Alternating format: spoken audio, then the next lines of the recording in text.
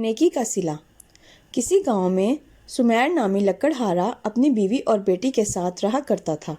وہ لکڑیاں بیچ کر اپنا گزارا کرتا تھا۔ ایک دن وہ جنگل میں جا رہا تھا کہ اسے کسی کے رونے کی آواز آئی۔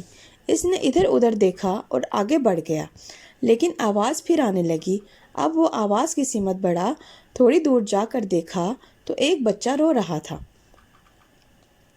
سمیر نے بچے سے رونے کی وجہ پوچھی تو بچے نے کہا، میری ماں باپ کل سے اس نہر میں ڈوب گئے ہیں اور میں اکیلا رہ گیا۔ سمیر نے کچھ سوچا اور اس بچے کو گھر لے گیا۔ بچے کو بیوی کے حوالے کر کے وہ لکڑیاں کاٹنے چلا گیا۔ آج اسے لکڑیاں لے کر بازار جانا تھا۔ وہ بازار گیا تو ایک فیکٹری کے سیٹھ نے اس سے کہا، آج سے تمہاری ساری لکڑیاں میں ہی خریدوں گا۔ یہ سن کر سمیر بہت خوش ہوا۔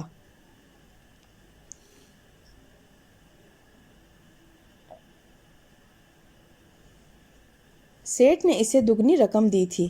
اس نے بچے کے لیے کچھ کپڑے خریدے اور گھر آیا۔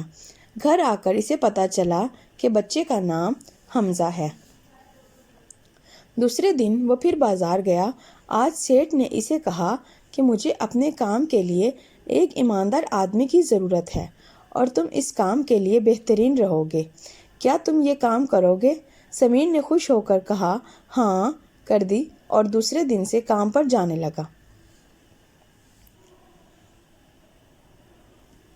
اس کی آمدنی بڑھ گئی۔ سال ہا سال بیت گئے۔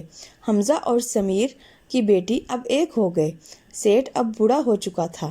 اس نے اپنی فیکٹری سمیر کے نام کر دی اور خود ملک سے باہر اپنے بیٹے کے پاس چلا گیا۔ کچھ عرصے میں سمیر نے شہر میں اپنا بنگلہ بنا لیا تھا۔ اب وہ لوگ اس بنگلے میں رہنے لگے۔ سمیر نے حمزہ کی شادی اپنے بیٹی سے کر دی۔ اب وہ لوگ ہنسی خوشی رہنے لگے۔ نیکی کبھی رائیگاں نہیں جاتی۔